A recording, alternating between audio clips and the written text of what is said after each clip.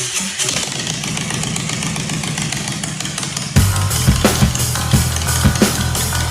to the Big Boneyard. Enter at your own risk.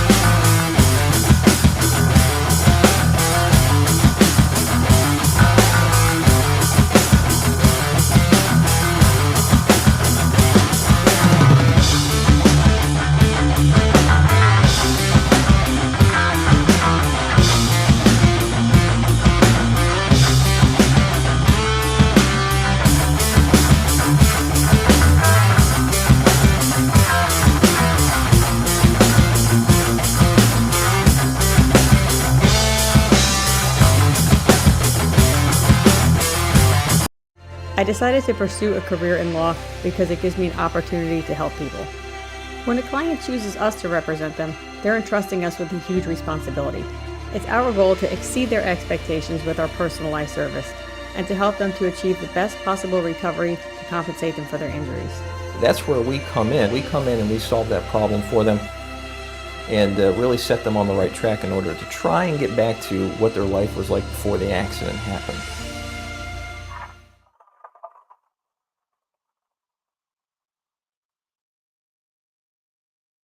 Hey, good evening, everybody. Good evening, everybody.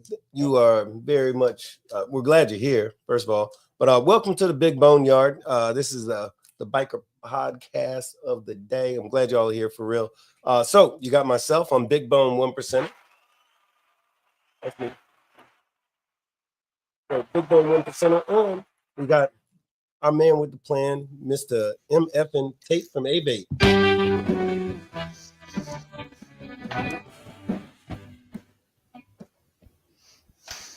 What's up, Tate? Same bullshit, just a different day. Right on, right on. Well, hey, we see we got some folks joining us. Hey, thank y'all. Seriously, thank you for joining us tonight. While we're getting it started, make sure to hit the like, the subscribe, and the share button if you enjoy the content that we're talking about tonight, which we definitely hope you will. Definitely hit the like, subscribe, and share button. One thing real quick, before we get all up into it, is the thing that we always say is, you know, Tate and I are going to talk about all kinds of different stuff and guests, people calling in. Everybody's opinion is their opinion. Whilst we are passionate about our opinions, those opinions belong to us. They're our opinions. They do not reflect the opinions of our clubs, our organizations, or anything like that. This is just us and what we got to say, our opinions only. So there you go. Got that out of the way. Couple of things. Tate, what, if anything, is going on in the biker world that we need to tell folks about?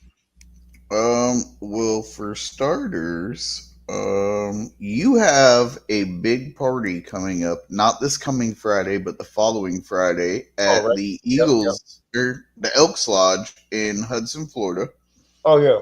Yep. Hold on. Yeah, address, you're right. It's 9135 Denton Avenue in Hudson, Florida. And what that is, that's going to be a serious party. That's going to be a serious party. Starts about 7 p.m. at the Elks Lodge. If any of y'all was there last year, you already know. You know how we do it. It's going to be a big deal. But that is on the 13th of, right? That's the 13th of June. That's Friday night. So Friday the 13th, y'all come on out there. It's not a bad luck. Friday the 13th, that's just a movie. So look, for real, y'all come on out. It's going to be a good time. And what was the other thing?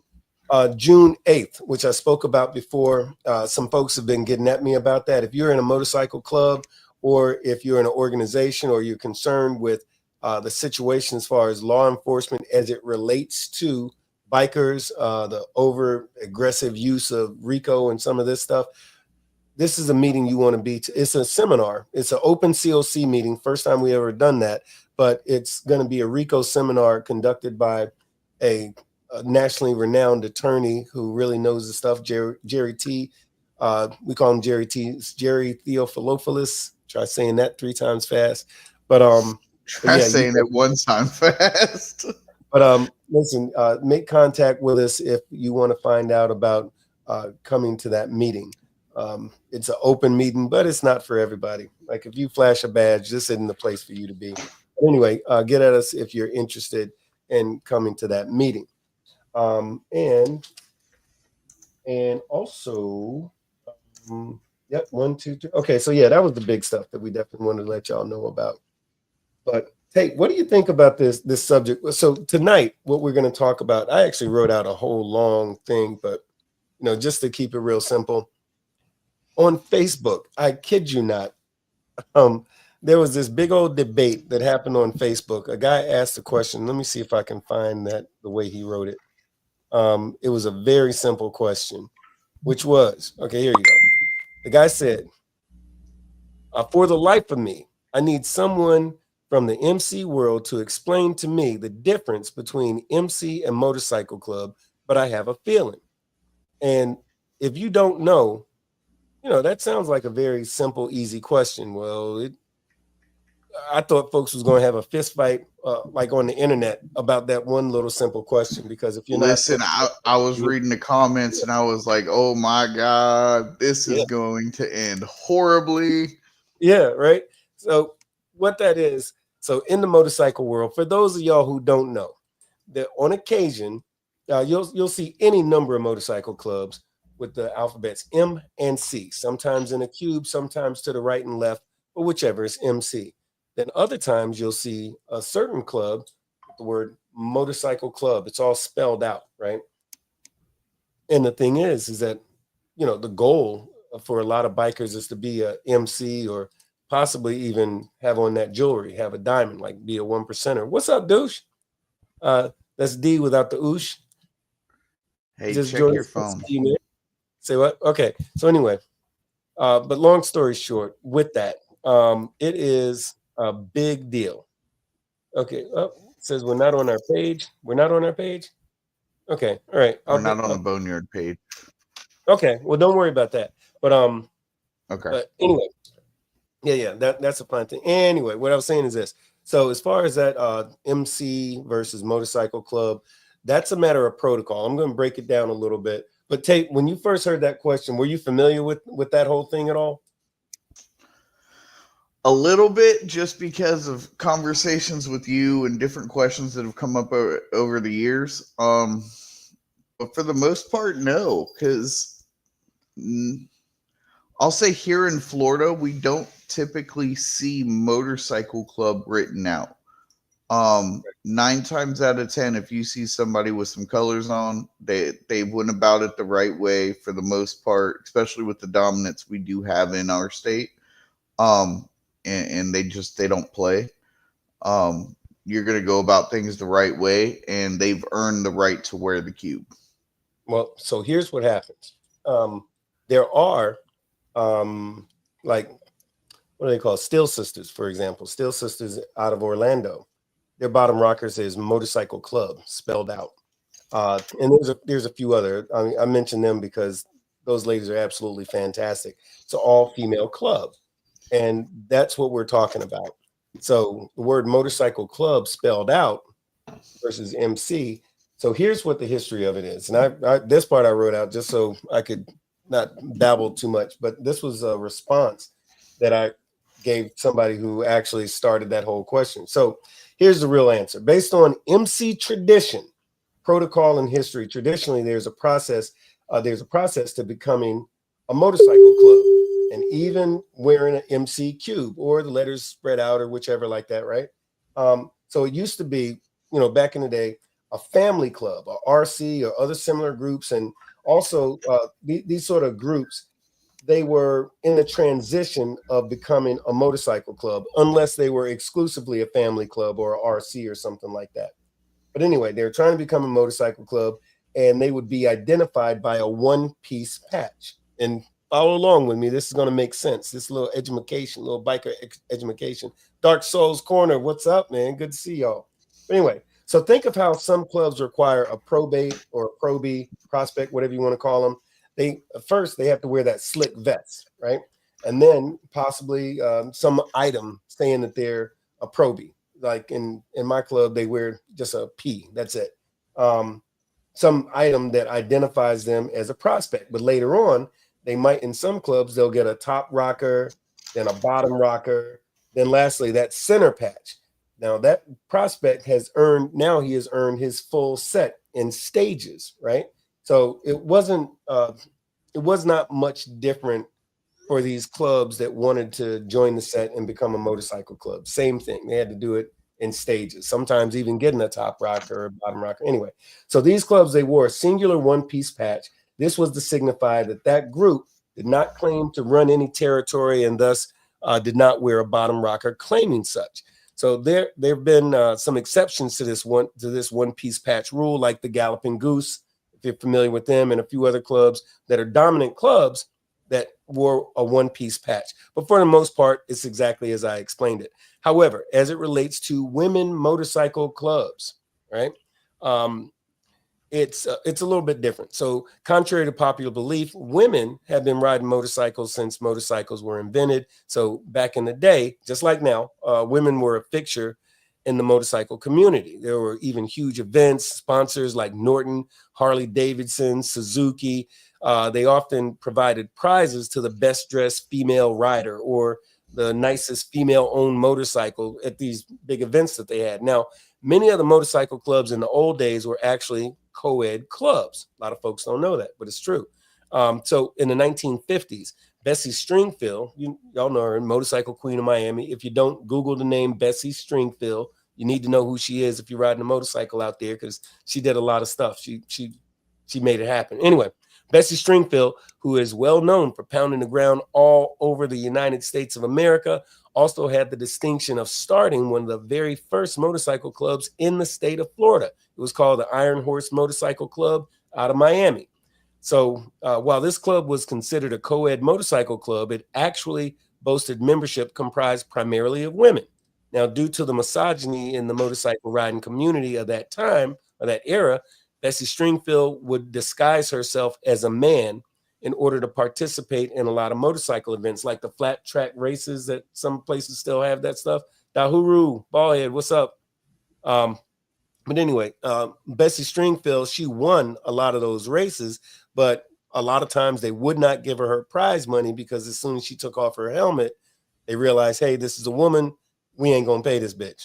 There you go. So this group of facts are very relevant to this conversation because they demonstrate how misogyny had a great influence on the motorcycle tradition and protocol that we see even today. So during the 1950s and 60s, a lot of the men coming back from the wars like Korea and Vietnam, they started to bond over their love of the motorcycles and their common experiences in war. So these men created motorcycle clubs, and many of these clubs were male-only clubs because, these are military guys coming back.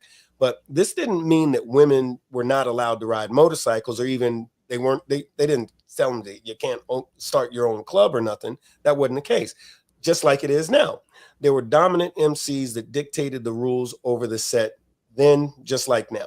But over a period of time, the opinion of the dominant clubs was that women MCs, WMCs we call them, needed to be differentiated from the men's clubs, right? So this is where the tradition began that women are only allowed a one-piece patch. And there's also no designation of being a motorcycle club in any fashion unless the words were written within that one-piece patch. And that way, and also they required that the words motorcycle club be spelled out. That's when it started. So these rules were very much the standard until the late 1970s to early 80s, when dominant clubs began to be really to more readily accept the presence of female motorcycle clubs on the set. So at this point, women were allowed to transition from a one-piece patch eventually to a two-piece patch. And by the 90s, many of the female clubs were wearing a three-piece patch, but still correctly had the bottom rocker that said motorcycle club spelled out. Now, most of these clubs, even then, were not claiming any kind of territory, right? So WMCs, women motorcycle clubs like Leather and Lace, with the mother chapter being Orlando. That's a international motorcycle club. It's the largest female motorcycle club in the world, actually. But Leather and Lace is a perfect example of a female club that went through each of those steps. They started off with a one-piece patch, then a two-piece patch, then a three-piece patch. That was their setup. And then eventually we're in Motorcycle Club. And then they switched that out a number of years ago. They switched out Motorcycle Club for the words sisterhood. Jennifer Chafin, who's the founder of Leather and Lace, she told me in a meeting of North Florida's COC, Confederation of Clubs, some time back, that it took them a long time to earn their respect on the set. And it was greatly due to them following protocol and knowing tradition and knowing their history and all like that. But it's 2025. So nowadays, they're dominant clubs that either look the other way or completely change the way that things have always been done. Now, I'm not saying that this is good or bad. I'm just saying that that's just a fact. So the thing that is very important to remember is that nowadays you're going to see variations of patch setups as it relates to female motorcycle clubs. Okay. And this is often based on what the dominant club in that area allows. But at least now you know what the truth is, the tradition, the protocol, and history. You know what all of that has to say about the subject of MCs versus motorcycle clubs. And so that's that. That was the answer that I wrote to somebody. But the thing is, the bigger question is, there's a lot of tradition that is different now. Not because the protocol changed or anything else, but because somebody don't know what the hell they're doing. Somebody's not, somebody, and a lot of times the dominant, the dominant is, like I said, looking the other way, or maybe they don't know, or maybe they don't give a damn, but that's what's going on with that. So if you know a female that's riding a motorcycle, you should hit the like button. I was just playing. No, but if you know a female that's in a motorcycle club, ask her and find out, does she know, like, what's on the bottom rocker? Motor Maids, like Douche Canoe or just Douche. He said Motor Maids was an AMA MC from 1940. Yeah, because back in the day, women were on the set just like men were, and they're back, if you will, for the past 20 years or so. Women motorcycle clubs have been coming back, but it depends on how they were blessed, who the dominant was, what states they're in, so there's so many variables to that. But anyway, so Clinton, what's up? Clinton Lunn, we see all kinds of folks up in there.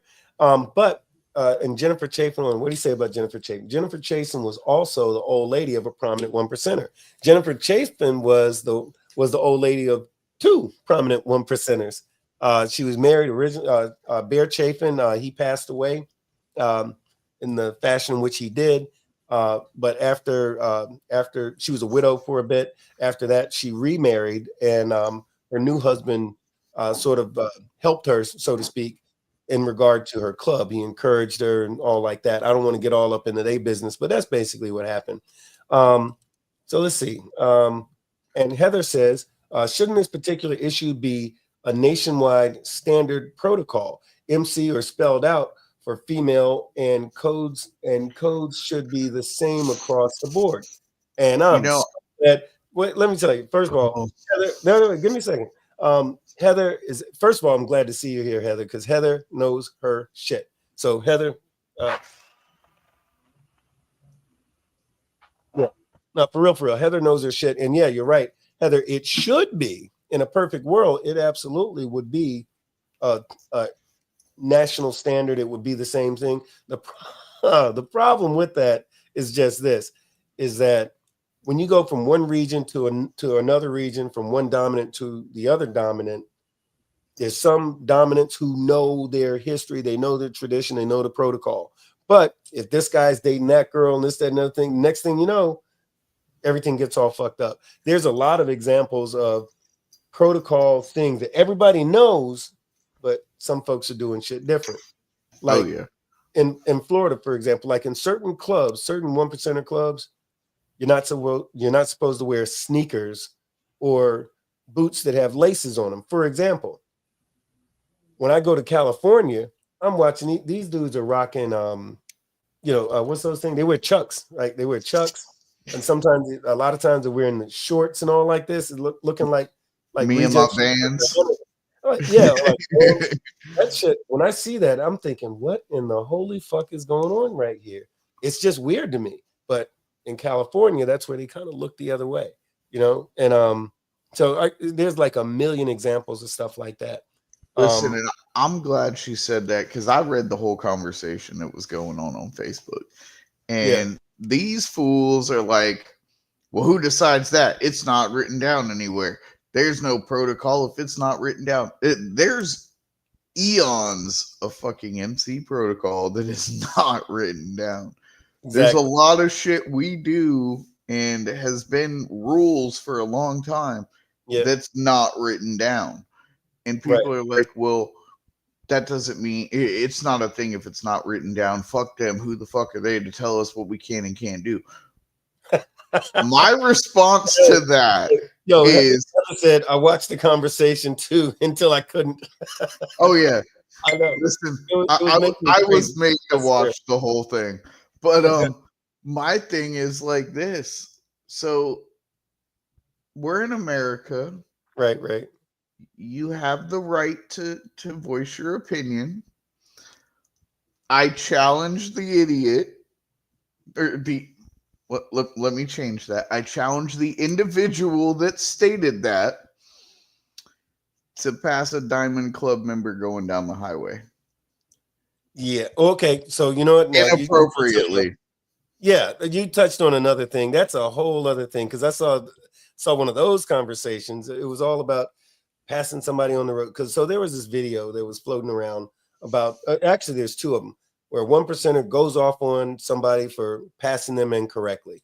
And the thing is that so if you're not in a formation and somebody passes you, or if they do it dangerously, then hey, you did that dangerously. But this dude was yelling, hey, you didn't pass me. Probably he's saying this to a civilian who don't know nothing about MC protocol or any of this other stuff.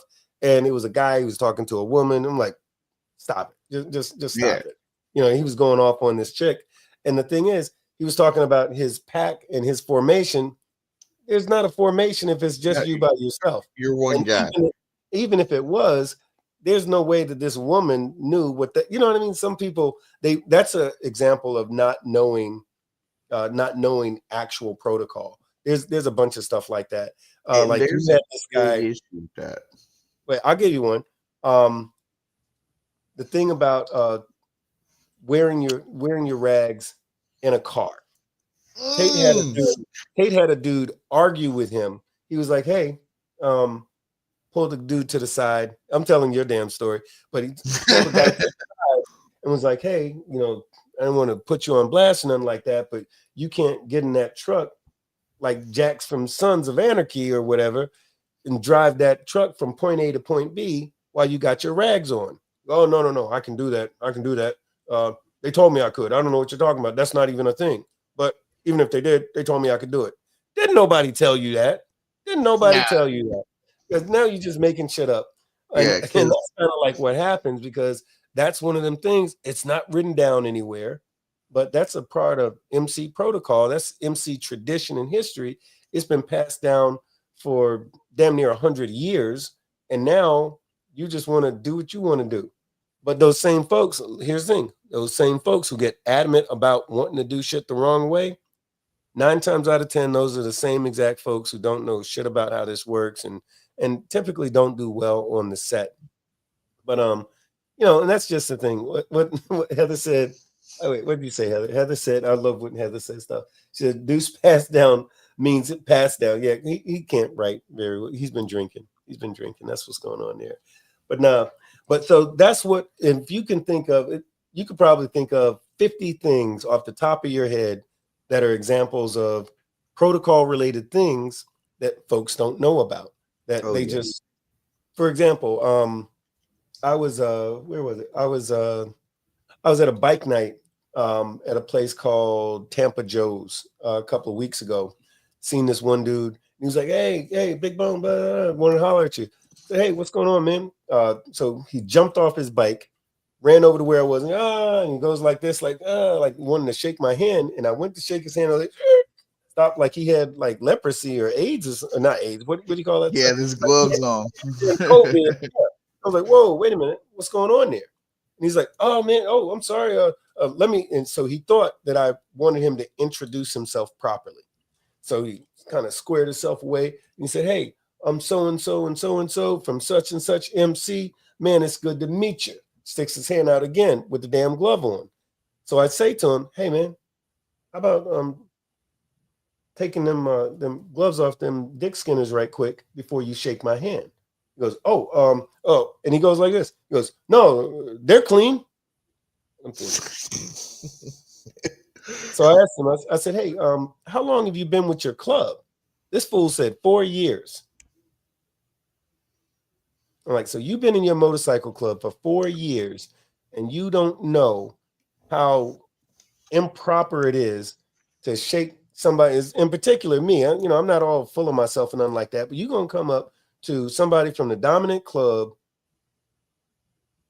that's a full-blown who I am and everything, and you're going to try to shake my hand with your gloves on and then try to double down on it. But it wasn't that he was being rude. He legit didn't know. And so I explained it to him. This dude's like, he never heard this before. He looked very confused. And he was like, oh, thank you for the education, da-da-da-da-da-da. And as we spoke a little bit, I was able to tell it was a whole bunch of stuff this dude didn't know. I'm like, wow. So you know who I blame for that, though? His club. Who would you blame for that? His club. His essay. His essay should have taught him right. Yeah. And if actually, I don't know what club he was with, so I can't word it correctly. But in the world I've been around, his pops or his sponsor should have taught him right. And if his sponsor didn't teach him right, his essay should have gotten his sponsor's ass and in his ass and taught him right. But another one I've seen, and I've personally witnessed it. We'll be at, an event or something. Somebody will walk up, they'll introduce themselves to you, they'll introduce themselves to whoever else is there, and they ignore me. And there's been times where I let it slide, and then there's been times where I'm like, hey, bait Tate, and they're like, oh. It's like, no, if you walk up to a group of guys, naturally you introduce yourself to the dominant first. If there's support club members, you introduce yourself to the support club members then. And then anybody else that's in that conversation, if they got rags on, you fucking introduce yourself. Well, see, that's and so you're right-ish. And what I mean by that is it depends on, that's one of those things that becomes geographical. In the sense that there's certain things about protocol that, in fact, first words out of Heather's mouth, she was mentioning there ought to be standards all across the board. Yeah. But there's certain things that vary based on where you are. Like, for example, in some places you come over and it's consistent. You introduce yourself to if you're a group of folks, someone approaches. First of all, they're not supposed to just come right over. That's a whole other subject. The facts in which they're introduced to the conversation or to the group of people having the conversation, that's a whole thing in and of itself. But let's say that person is there. They're introducing themselves. They'll introduce themselves to the dominant first, and then they'll sort of go down the line. If they don't know who's who, they're going to look for, based on who's got the jewelry versus who doesn't. Now, it's usually a good sign. Yeah, it's a good rule of thumb. But in some cases, if they know who everybody is there, they're required to identify or introduce themselves to the dominants, somebody that they're not sure of. If they're not sure that person's supposed to be in the conversation or not, or they want to say something, they may not, and they're not required to introduce themselves to a Tate, because Tate's with an organization versus an MC. But in some places, if you're standing there in the conversation, the assumption is that you must be good to have the conversation because you're standing right there. Yeah. But protocol dictates one thing or the other based on where you are. But I'll tell you, when I asked the question a little earlier, hey, Dahuru, Ballhead, what up? But oh no, I already spoke to him. Carney's Ride is in the house. What's up? Hey, y'all do me a favor, hit the like button while y'all up there. I see y'all folks there. Hit the like button, do me a solid right quick.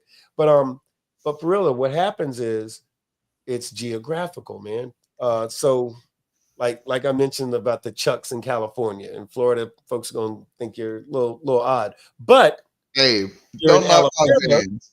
Yeah, but see, where you are, you're damn near in Alabama. So it might move a little different. There's a bunch, I've noticed there's a bunch of stuff way up north like that, like in the panhandle. Certain things are like way different than the Oh rest yeah. of the state. It's head scratcher. Sometimes it's and this is any club. Sometimes it's a matter of just not knowing, and sometimes it's not giving a damn, and sometimes it's like, here's how we do it here. But I can't say it enough that Heather is 100% right. There really should be like a national standard for certain things, and a bunch of stuff there is. There's a bunch of stuff is absolute as it relates to hierarchy. A lot of that's the same. Like I'll give you a big one. I'm gonna try not to lose y'all on this, but in some areas, not in Florida, but in some areas, if you come into my area and I bless you operate in the area, here I just gave you the okay. Hey, do what you do. You know, you got involved with the council. You're doing everything right. Hey, you're good to go. Do your thing. Go live your best life or whatever. In other places is in order to be in that area, you got to become a support club.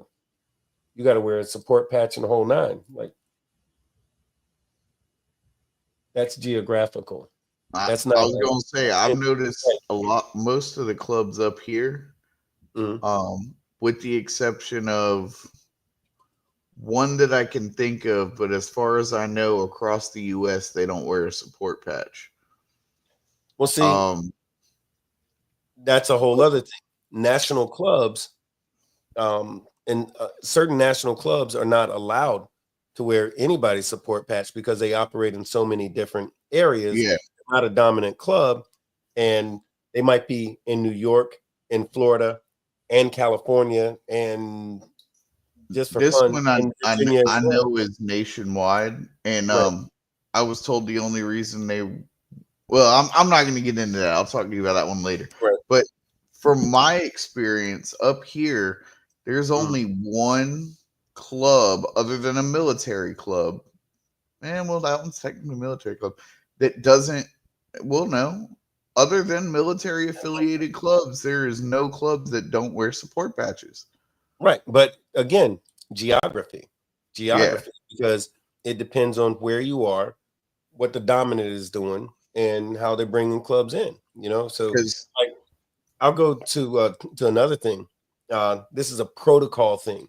So if there's a few guys, you know, two guys in a group, 4, 5, 6, it doesn't really matter the number, but I use the example of, hey, if we're talking and having a conversation, somebody comes up, they want to join that conversation, or they have something to say to any one person there.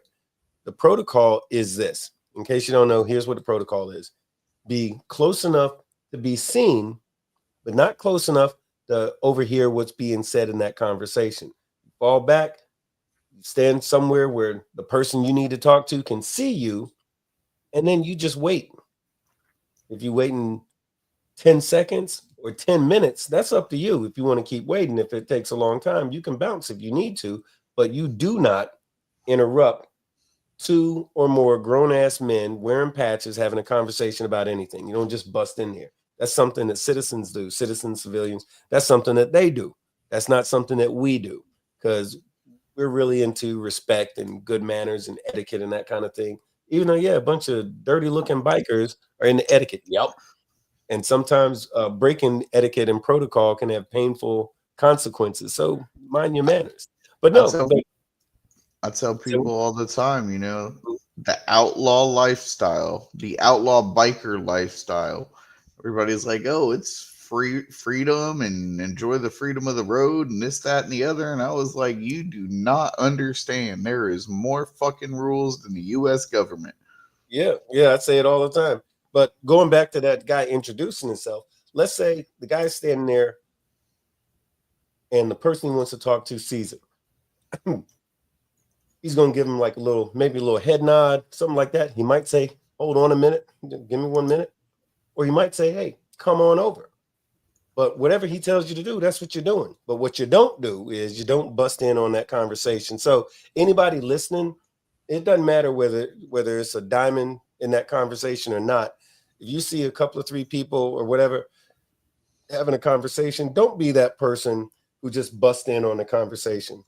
Because one, is rude. It doesn't matter, even if you're not in a motorcycle club, that's just bad manners. But in a motorcycle club, again, consequences. Some folks might shrug it off, call over to SA and say, hey man, talk to your boy, educate him, because next time. Or it might be, and here's what you do. You if you are the guy who lets somebody get away with that 2, 3, 4, 5, 6 times, you're not doing him a favor, because one of these days he's going to do that same exact thing to the wrong folks and get his feelings hurt. Like those people that are those close talking people, the people that get all up in your face like this and got to say something to you. Those are usually the same people that bust in on conversations, right? And then they get the damn feelings hurt. So don't be that guy. Don't be that guy. So it really it's a lot to do with old traditions versus new traditions. I'll tell you something else. Completely different subject. We weren't going to talk about it. We were going to save it for another time. But this came up. I just want to throw this out there. Recently, somebody hit me up. Here I go with another Facebook post. But somebody was telling me about they went to a certain place. They were I think in Kansas. They went to this bar and they were told to leave. And the guy's like, well, wait a minute. Why do I have to leave? No motorcycle club members allowed and da-da-da-da-da. And he said, hey, he wasn't wearing his rags. He didn't have on no patches or nothing like that. He had on what we call a bro shirt, like a support shirt that a member might wear. That's what he had on. They said, no, you got to go. Well, why? Why do I have to leave? I'm not wearing. And long story short, they very rudely threw him the hell out of this place. And I'm like, and so he followed up with telling me everything that happened. And man, it just pissed me off all over the place. So we've created a database of the who, what, where, when, why. Like, where were you? What was the name of the place? What kind of, is it a restaurant? Is it a bar? Is it a freaking mall? Because it's happened a lot of different places, not just in bars. So if something like that comes up with you, y'all hit us up online or send the email and all that stuff here. I'll throw it up there. But just let me know about that, because we want to talk about that and we want folks to know where these places are. So like if you go to a place and they tell you to leave because you're a biker or because they don't like your patches or whatever it is, hit us up and let us know about that, because we still think that's fucked up. I mean, because this is still America, right? Munchie, what's up, man? I got one for you. Yeah. What is it? So there was in Lake Panasoffkee, Florida, which is in Sumter County, Lake Panasoffkee. How many times could you say? No, go ahead. Lake Panasoffkee. Then what? So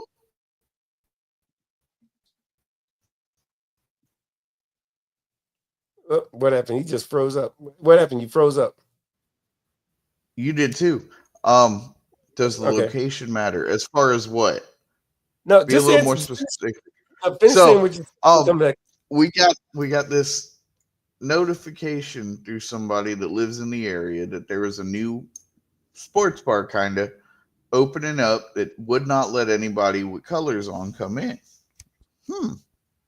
So he reaches out to them and they're like, no military clubs, no support organizations, no moose riders, no elk riders, no eagle riders, no fucking shaman riders, no Walmart riders, no nothing. Right. Me being me, I'm like, all right. I ride out there one day for lunch, A-bait cut on, walk in there. You got to leave. Why? Well, we don't allow you to wear that. This? I was like, we're a motorcycle rights organization. Like, we're the last people that are going to come in here and cause trouble. Like, I just want a sandwich. Nope, you got to leave. Okay. So I'll walk outside, put my vest on the bike, walk back in. Oh, what can we get you? Nothing. What do you mean nothing? Well, you won't serve me with that on, so you ain't gonna serve me now. I'm just making sure that that's what the issue was. Walked out. That restaurant got blackballed by the entire motorcycle community. And Lake Panosofsky is full of people that ride, whether they're with an organization or not, to the point to where they went publicly and changed their fucking rules. Okay, right on. And that's what's up. I'll tell you, but that's part of the reason, because that happens. It's cyclical. Every few years, it really every couple of years, it seems like there's a place that's we got to kind of let them know if we can't come here, our money's no good, then none of our money's good. And they don't realize how many folks go there when they're just hanging out with the wife and the kids or whatever. They go to a place, they spend money. Well, guess what? Now we're not going. And matter of fact, we're going to tell everybody, don't go here. We're going to dissuade people from spending money at a place that won't show us no love. Now, I go like this. If you've had a problem with, there's a place called, man, what's the name of it? It's like not Spencer's. It's in downtown Newport Richey, and it's the name like Spencer's or Stewart's or something like it. It'll come to me later. But anyway, there's one place myself and two of my bros went there. This is years ago, and the place is they ended up selling out to somebody else because they couldn't make no money because people stopped going there. This is a very biker kind of place. It's literally the same place where they have the Newport Richey Bike Fest every year. Anyway, we go there and they did have the signs up and the whole thing. We're like, well, screw it. We're going to go in here anyway. And we're waiting to be, we're at the bar waiting to be served. And they're like, oh, geez, sorry, you got to go. What? You got to go. So we put the word out and it took about a month. But after about a month, that was no longer the place that anybody went to. And the people that did go there were just the locals and the regulars. And that's not enough money to maintain that business. But I say all that to say this is that, but going back to Bolo's question, he said, does the location of the establishment matter? No, unless it's inside a police station. as long as it's an establishment that does not want our business, then we want to know about it. Like if they're asking us to leave, that's discrimination. Like that's the way we look at it. If we didn't go there and give you no hard time or nothing like that, and who is we? That's a whole other subject. If a individual went to a place and started some trouble and he was a member of a motorcycle club, then maybe that individual or maybe that club, you might say, hey, check your board. Most places, here's the crazy thing about it. Most most motorcycle clubs police themselves. Yep. So if somebody's acting up, you don't have to do a thing. You don't even have to call the police because guess what? His brothers are going to get him straight with a quickness, like pretty consistently. Now there's places like the Kangaroo Bar, also in Newport Richey. They absolutely make us feel very, very welcome. They have had zero issues in years, no problems ever. And when they do have a problem, they're more likely to call their local biker or their local motorcycle club than they are the police because they know it's going to be handled quickly, quietly, and finally. Like they're not going to have a problem from that drunk guy who wanted to act a fool and harass people. He ain't doing that twice. And guess what? That part. Over and done with a quickness, That so part right there, Munchie. Yeah. People never understand that bikers bring lots of revenue to their establishments. So that's why we do a bike night every month. ABATE, we have a bike night. The first Wednesday of every month. We have a bike night at a place called the Backyard Bar on it's in Newport Richey. It's in Newport Richey, Florida. It's a place called the Backyard Bar. We do the bike cover a big area there. So the Backyard Bar. No, I'm saying your chapter covers a big area. So yeah, the ABATE chapter is Pasco Pinellas, so it's a big area. But we've got folks that live in either. It's pretty cool though. But we got off the subject a little bit, but I just wanted to get that off my damn chest a little bit. So same difference. If you have gone to a place and they asked you to leave, because they didn't like your motorcycle club attire or the fact that you're a part of a club or organization, please share that with us because we want to put their ass on blast. Speaking of which, let me see if I can find that one place. Let me see if I can find it right quick. And I'll even say, Oh. the clubs I've ever hung around, not necessarily as official, but been around. We all, when you go to a clubhouse, buy support gear. Sure. I was with a female that got upset that every time we went out, I wore support gear. Well, that's what I do. So I never ran into an issue with that up here, but I'm sure there's times where, and I've been out with you in public, you don't always, I mean, you got your jewelry, but you don't always show, especially if you're in the cage, that you're in a club. But these people don't understand that club members that aren't wearing their rags, especially if they're not dominant club members, you don't know who the fuck they are. Right. I mean, let's be honest. If you see Jay Leno walk inside your establishment, are you going to assume he's a club member?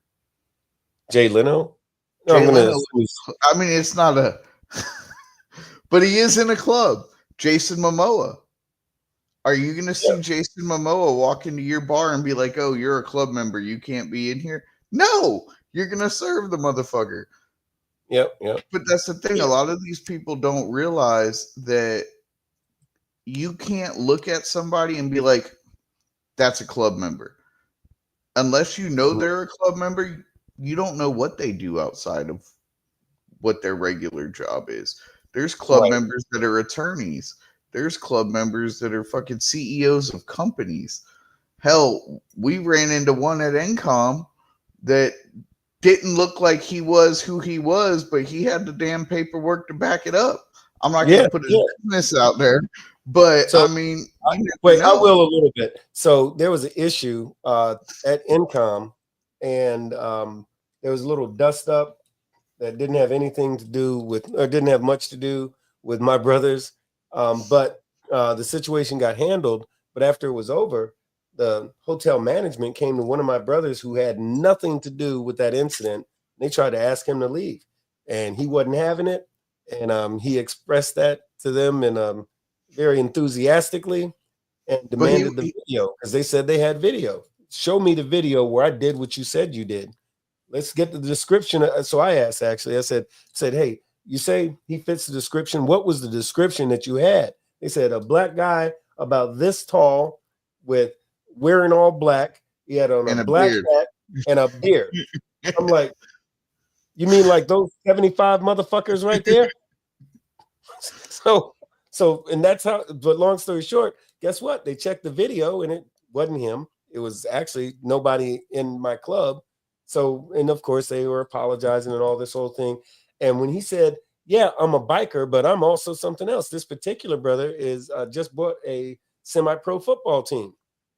In fact, that's one of the reasons that he was killing two birds with one stone. He was in town to wrap up that deal.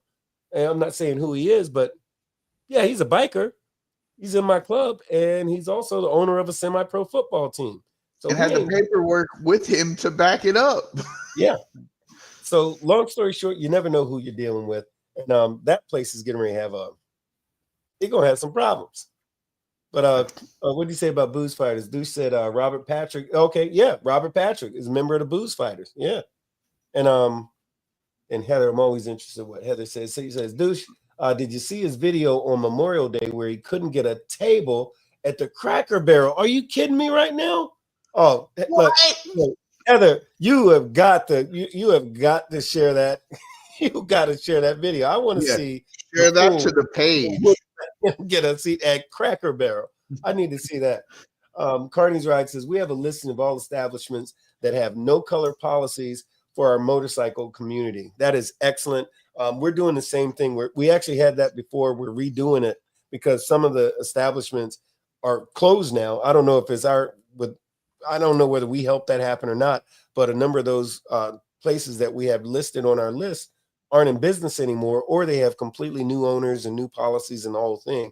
But, Yeah, definitely. Hey, y'all share that stuff. Don't. Well, that's hide it. another Divide thing. Daytona Beach Bike Fest every year. Mhm. Bike Fest or Bike Weekend, Biketoberfest. Alfie and Mark from Daytona chapter put Yeah. out a list that what county is that? I'm drawing a blank. I forget. It's But where Daytona is. Yeah. but the county puts out a list of and the clubhouses in the area are on that list, and a number of known hangouts are put on that list, and it says that if you're on a motorcycle and you're caught at these places, we're pulling you over as soon as you leave. Mm. Carney's right. We don't have a bait, we have MRO. Carney, where are you from? Get at me and I'll fix that. Right on. All right. And Heather said she's gonna see if she can find that on the Facebook page. All right, cool.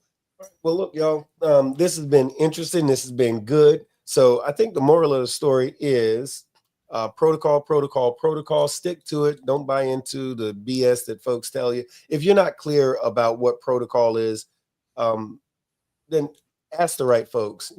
Try to embrace protocol, because it can really, one, it's just good manners, and two, it can definitely help you out in a lot of ways, or just understanding what it is that you're seeing. So the MC versus motorcycle club, folks got all kinds of bent out of shape about something that they just didn't understand. And more unfortunately, other folks were spreading the wrong information, including a certain podcaster chimed in and was not just wrong, but they were loud and wrong. Carney's from Albuquerque, New Mexico. Is in regard to what we're talking about now, definitely, share the information about these places that don't want us, because guess what? If they don't want us, then they definitely don't want none of our money, no matter what we're wearing, whenever we're wearing it. But other than that, Tate, what, if anything, you got to say to the folks tonight? Well, we got a long week ahead of us. Some of us got to go to work, but we'll be back in 7 days, good Lord willing, and the creek don't rise. And who knows, maybe we'll get some maybe I'll take some time out this week and do a little snippets and give y'all a little preview of what we got going on for this week, throw out some topics and get y'all's ideas on them. Right on. Okay, so in the meantime, though, I got to tell you, Heather, it's fantastic to see you. Hit the like button on your way out, folks. Definitely do that. Hit that like button, share and subscribe. Let some other folks know what's going on with it. But look, once again, I got to tell you, we really appreciate y'all riding with us, and it's been a good night. But in the meantime, thank y'all for joining us here on the Big Boneyard, and we're going to do it again in about a week.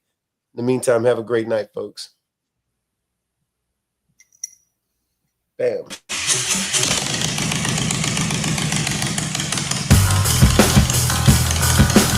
Welcome to the Big Boneyard. Enter at your own risk.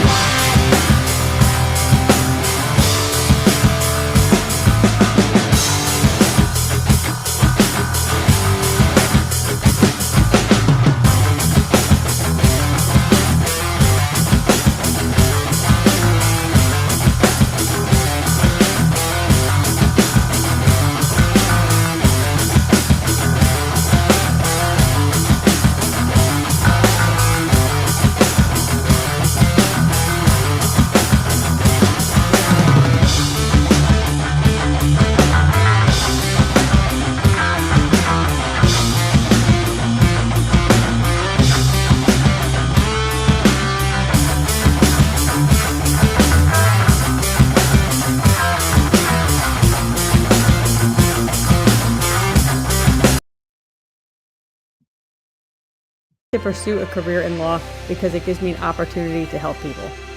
When a client chooses us to represent them, they're entrusting us with a huge responsibility. It's our goal to exceed their expectations with our personalized service and to help them to achieve the best possible recovery to compensate them for their injuries.